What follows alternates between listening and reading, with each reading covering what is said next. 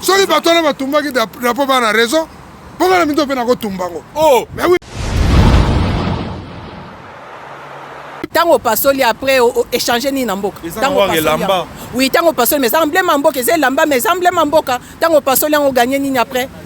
Échanger ni par rapport na tango pasoli ça change quoi? Allô? Ngaya wa santé eza misunga? Hey, okatelinga lingala pona santé mwana. Mon fils, pour ma santé misunga? Okatelinga lingala. Bandeko, misunga ezali kokatela mutu lingala te. Ezali mutuelle de santé. Oyo epesameli na batu nyonso. Employé to non employé, mutu nyonso oyo akoki kaka ko contribuer na mbongo mukie na fin du mois po ete mokolo akobela misunga ezwa soin na ye na ba hôpitaux nyonso ya minene ya République démocratique du Congo. Soki maladi na yo bakoki ko traiter yango awa na Congo te, misunga akozwa charge na yo okende kozwa soin na bamboka lokola Afrique du Sud, Turquie, Suède, Russie, to kala mingi te na bamboka misusu. Soki mutu oyo misunga ezwaki charge na ye mpo na basoin, nzambe akamati molimo na ye, misunga akosokipe na mort na corbillard. Ate bandeko bazali libanda bakoki koadere bandeko na bango awa na Congo po ete bazwaka soin awa na mbongo bango bazali kofuta. Na misunga, ta santé c'est ta vie. Drapeau moro diabolique ben posa ki biso ba. Mais bon bandana na koluka o boko remplacer na avant pas cela wana po bozo pas cela pour le moment ezande yango nde za en place. C'est na wa Zaïre o akala. C'est n'importe quoi. Impression na ngeza bato lokola ba bokecho wana eza biso mo ba congolais de pesa ba valeur.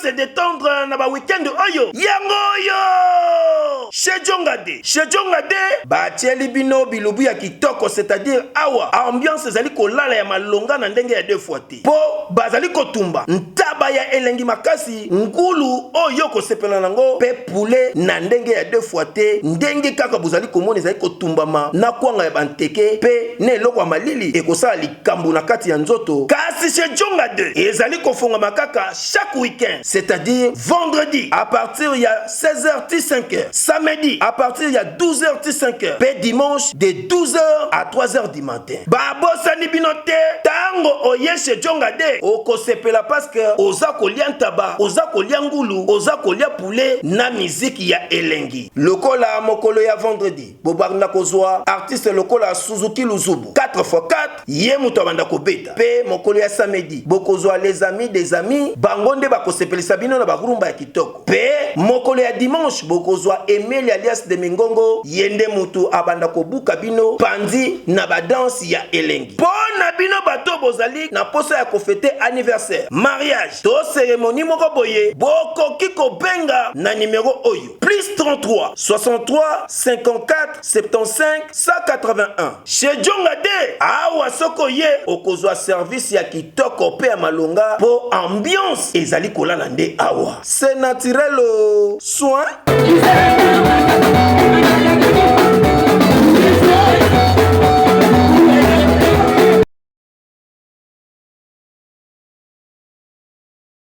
Bienvenue messieurs dames dans cette nouvelle vidéo, c'est des games. Aujourd'hui on se retrouve pour un micro-trottoir aux spéciale émission Bana et Poto. Bana Poto c'est une émission où to salara a ami Kili pour interviewer par rapport à Marambutu aux Leka na mboka na biso la RD Congo. Alors actualité Mikolo binomio boye bien très bien. Bande on a biso baza en Belgique ba combattant ba kati drapeau ba brûler yango en toi to tamboli poto tout na ba impression na bango par rapport à Marambutu oyo et ça les mi wana. Et aujourd'hui toza awa pas loin na ambassade na biso ya RDC Congo juste Nassima bon on a drapeau ezawana donc toza juste côté ambassade na biso ya République démocratique du Congo à Paris. Tozu moi quelques bateaux to interviewé bango ba pesi ba avis na bango par rapport à Marambo et l'équipe wana. En tout cas natiki bino bolanda Bopé ça peut dans l'espace commentaire et j'oublie surtout pas na pesi mbote na partenaire na biso Elengi à Congo Tracy Mbelenga Fimbo na Fimbo News ainsi que les autres. Sur ce, bon visionnage.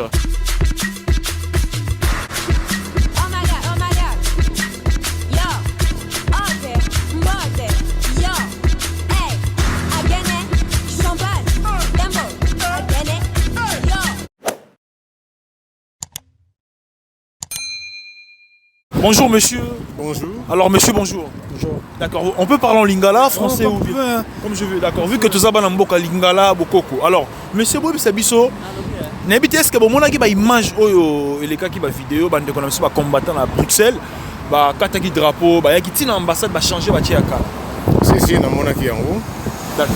Et impression na yeza ki ile mona ki yango. Impression na ngeza bato lokola ba bokecho wana, eza biso mo ba congolais de pesa ba valeur.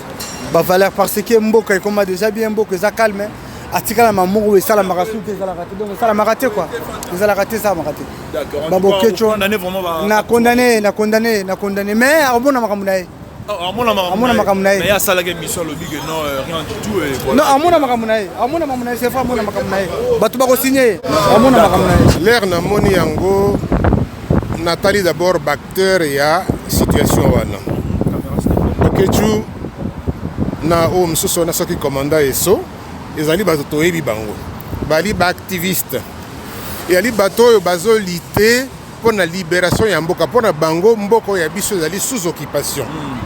Alors drapeau wana pour na bango ezo signifier l'occupation bango bazo reconnaître drapeau wana tous bazo reconnaître mboko tozo nango sikate parce que mboko yali diriger na bato yo bayeko opprimer peuple congolais. Alors, acte na bango, bazui drapeau, pasoli. Mais pour qu'on passe le drapeau, et comme on a poto net, fait un peu banal. La manifestation est belée, na bamboka est belée, aux hommes na bato bazo tumba drapeau. Je ne crois pas que les alliés locaux mokoyo et qui vraiment confisquer biso outre mesure, parce que les alliés babilokoyo et ça les makadango un peu partout. Un peu partout. Il y a l'expression, il y a liberté. Oh, bango bazali nango, oh mboko et pas itofandi, il y a bamboko et liberté. Donc ben, je crois que c'est juste une expression, il y a colère, une expression, il y a indignation par rapport à makamondenge mboka na biso, ezali kotambola ndenge mboka bandi ko koki mabiso malembe quoi. Bon, nga pona nga eza signe ya bien te, po eza emblème ya mboka. On ne peut pas s'acharner dans l'emblème Mboka. S'il y a parlé, peut-être c'est mieux de dialoguer. Ou bien peut-être que vous parlez dans bateau, parce que la opposition par rapport à ils demandent dans bino au lieu qu'à passer le drapeau à Mboka, les emblèmes Mboka, on ne peut pas déchirer. D'une façon ou d'une autre, ils ont façon à rebondir la Mboka de leur côté en fait. Mais non, tant qu'on passe après échanger ni Mboka. Oui, tant qu'on passe mais les emblèmes Mboka, c'est lamba mais les emblèmes Mboka, tant qu'on passe on gagne ni après. Échanger ni par rapport à tant qu'on passe ça change quoi? D'accord. Bah, le drapeau moro diabolique, ben posa qui biso. Mais bon, bandana na koluka o boko remplacer en avant pour passer là, on n'a pas besoin passer là. Pour le moment, ils ont des yangon des en place. C'est n'importe quoi. Personnellement, ce n'est pas que j'approuve, j'applaudis, non. Mais l'acte est quand même justifié. Ce que talib acteur et acte wana.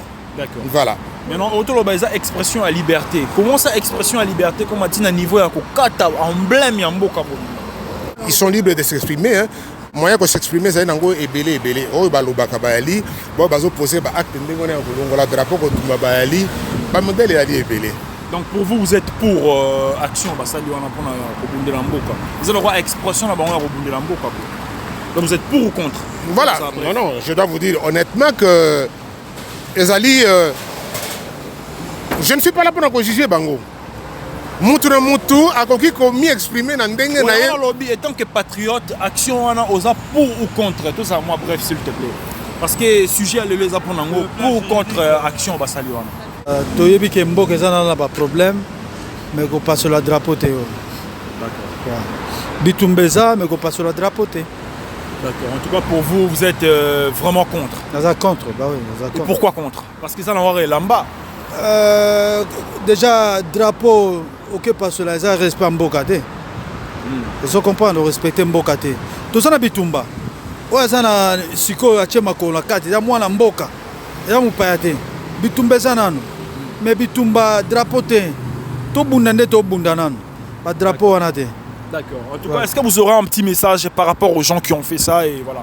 Ils se sont permis d'arriver jusqu'à l'ambassade de RDC, la Belgique et voilà. Et ils ont changé les drapeaux. En tout cas, un petit message pour eux si vous en aurez voilà.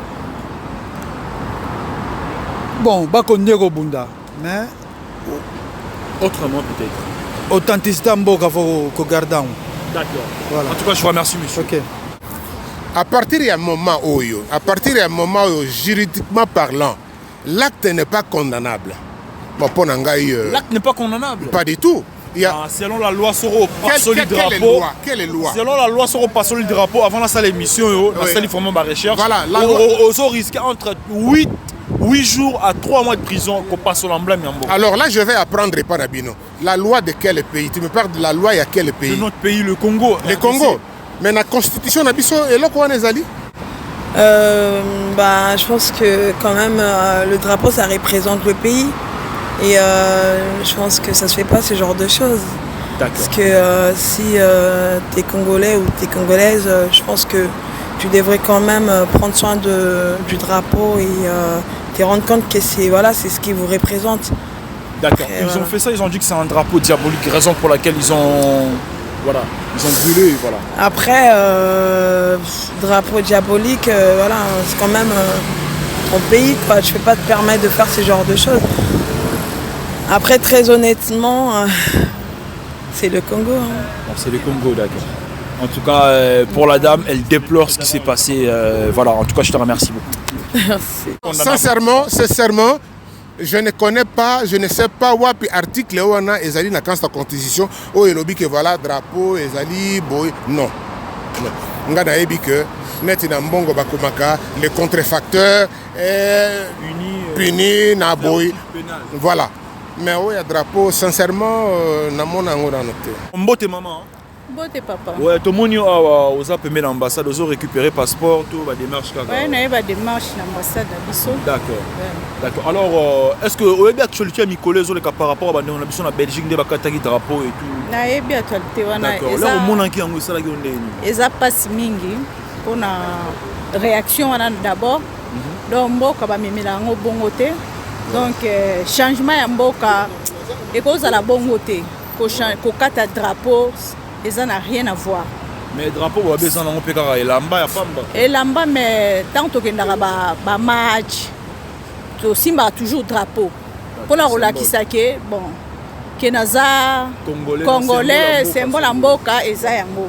Pour le moment toza sous na drapeau ya Zaïre te. Voilà. Toza na Congo na drapeau ya Congo. Donc tango kati eza lokola donc baby simboka na bino donc kati mboka na bino valeur ya mboka na bino na pays mususu quoi. Donc dans le sens là. Balobeza diapo, balobeza drapeau moro diabolique quoi et ba memela biso ba imposer biso en raison pour laquelle ba kati yango. Muta imposer avant to comme na Zaïre, tozalaka na Congo. Voilà. Tozalaka na Congo. Pour na ko différencier les deux Congo, yango sikoyo Mobutu achaka Zaïre. Na yebi ke nazara mona muke me ba histoire wana tokobosa na ngote ba chaka Zaïre.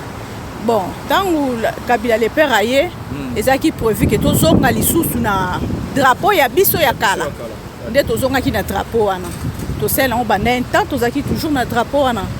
Mais mboka ba memela ngo bon to eza biso moko nde tozo tozoboma mboka na biso tokobunda toyebi ke nzala eza na mboka makambo ebele eza na mboka mais kosala bongo eza kwa to négliger mboka na biso. Un petit mot par rapport à bateau basali makambo wana un petit mot.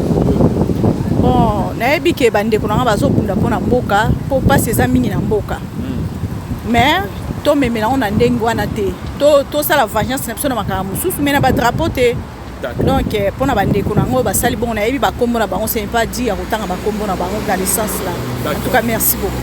Yebisa biso est-ce que vous êtes au courant que bandeko na biso ba combattant na Belgique ba yaki na ambassade ya RDC na Belgique ba kati ba drapeau au courant? Oui, dans le courant. D'accord. Là au monde qui mange on est ça là qui on pour moi on a choqué vraiment, on a choqué pour avec tout ce qui se passe dans notre pays. Donc on a choqué au moins qu'on changer de drapeau pour voilà. Ah ouais, donc pour moi je suis pour. D'accord. Voilà. Et pourquoi tu es pour alors? Je suis pour parce que le drapeau, ce drapeau, là on est devant l'ambassade du Congo. Ce drapeau, ça nous a ramené beaucoup de problèmes, beaucoup de soucis. Moi j'ai perdu mon père à cause de ce drapeau. Ah bon? J'ai perdu mon père à cause de ce drapeau, là moi la soda. Donc pour moi ce drapeau, il a ma kila et papa langa. Oh là. Mais je ne suis pas combattant, je défends, tu vois, voilà, je suis combattant chez moi. Donc ton père il est mort à cause de ce drapeau? À cause de ce drapeau, oui. Ah ouais? La raison ni en fait. La raison ni afdel tanga kotaka nde bazoba papa la biso baboma bango. Ils sont au courant de tout ça, donc voilà pour moi. Mais le drapeau ils avaient changé pendant Afdel en fait. Le drapeau ils avaient changé pendant Kabila le fils en fait. Ah non, Kabila le père. Non, Kabila le fils, drapeau, tout ça, ils ont pas parti à Kabila le père. Kabila le père, Kabila le fils plutôt. Kabila le père, Kabila le fils, c'est même Kabila. Donc, Kabila le père a un drapeau avec étoile et bélo. Avec l'étoile, a changé. Bon, tout ça, c'est la même bande. Étoile, il y a toujours des étoiles dans le drapeau. Donc, c'est la même bande. Pour moi, Kombo Kabila, Kombo drapeau, c'est mort. Donc, n'a rien en haut. Donc, voilà. Donc, pour toi, il va changer, il va zongi ce drapeau à Zahir aux Apos. Zonga Zahir, n'a pour. D'accord, un petit message en Batouba. Un petit message, Congolais, tous les Congolais, tous à la INI, tous à la Bomoko, tous l'anda toi FCCT ou je sais pas quoi, tous à la Bomoko. Tous à la but moko pour construire un beau cannabis. Donc voilà. D'accord, en tout cas, Bissonio, c'est tous à la but moko pour construire un beau cannabis. Je te remercie, monsieur. Merci beaucoup. Alors, bonjour, monsieur. Oui. Alors, actualité Mikolé a beaucoup plus dominé na Belgique, Kati drapeau. Impression dans les années par rapport à l'angle. Je ne suis pas content en fait. Alors, il faut expliquer pourquoi. Non. Parce que ça, on peut pas couper le drapeau du Congo. Le drapeau du Congo, c'était déjà Congo. Moi, je pense, la réalisation à moi, ce qui boquette sur le baki na Nengwana, je ne pense pas qu'il a parlé comme ça. Je sais pas. On ne peut pas. On ne peut pas. Est-ce qu'ils ont mérité vraiment peine mort lourde et tout? Oh, je ne pense pas.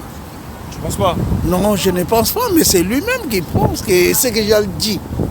Il a dit, il parle, il dit ce que... Mais non. Une dernière question, est-ce que vous aurez un message pour lui par rapport à l'Action Baotiko Sala? Je n'ai pas vraiment de questions à poser. C'est lui-même qui est responsable en fait. Et sa famille en fait. D'accord. Un petit message ezakaka total nanu fachi ndenga zo salela musala comment évoluer to pesa ki 100 jours to évoluer total nanu bon selon moi ça c'est mon point de vue. OK, c'est selon maman en tout cas, je vous remercie maman. Au revoir. Merci d'avoir visionné juste cette vidéo jusqu'à la fin, c'était bien de Game Pro. N'oubliez surtout pas, suivez-moi sur mes réseaux sociaux pour plus de contenu, contactez-moi si je suis en remarque, ça me ferait vraiment plaisir. Sur ce, bon vue. Non, c'est la fin de la vidéo. On se retrouve au prochain numéro.